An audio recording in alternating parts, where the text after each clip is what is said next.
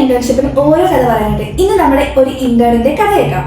എൻ്റെ പേര് ഷീന. ഞാൻ വരുന്നത് ചക്കരക്കല്ലെന്നാണ്. ഞാൻ ഡിഗ്രി കഴിഞ്ഞു. അതിനുശേഷം അക്കൗണ്ടിങ് ആയിട്ട് കുറച്ച് വർക്ക് ചെയ്തു. ഒരു വർഷം സ്കൂളിലൊക്കെ ജോയിൻ ചെയ്തു.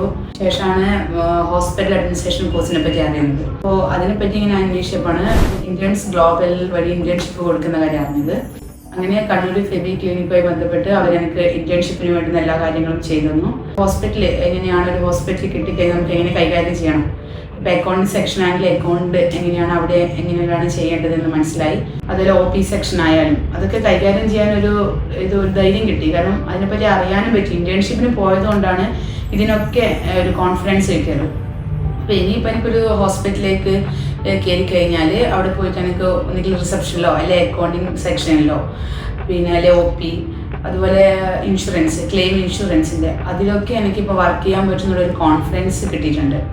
ഒരു ആഗ്രഹമായിരുന്നു ഇങ്ങനെ ഹോസ്പിറ്റൽ അഡ്മിനിസ്ട്രേഷൻ കോഴ്സ് ചെയ്ത് എനിക്ക് ഹോസ്പിറ്റലിൽ ഒന്നിട്ട് HR പോസ്റ്റ് അല്ലെങ്കിൽ അക്കൗണ്ടിങ് സെക്ഷനിലൊക്കെ കയറണമെന്ന്. അതെനിക്ക് സാധിച്ചു. എൻ്റെ നന്ദി ഞാൻ ആദ്യമായി അറിയിക്കുന്ന ഇന്റേൺസ് ഗ്ലോബിനോടാണ്. കാരണം അവരാണ് എനിക്ക് ഇതിനുള്ളൊരു വഴിത്തിരിവ്, ഇന്റേൺഷിപ്പിനുള്ള വഴിത്തിരിവ് ആക്കുന്നത്.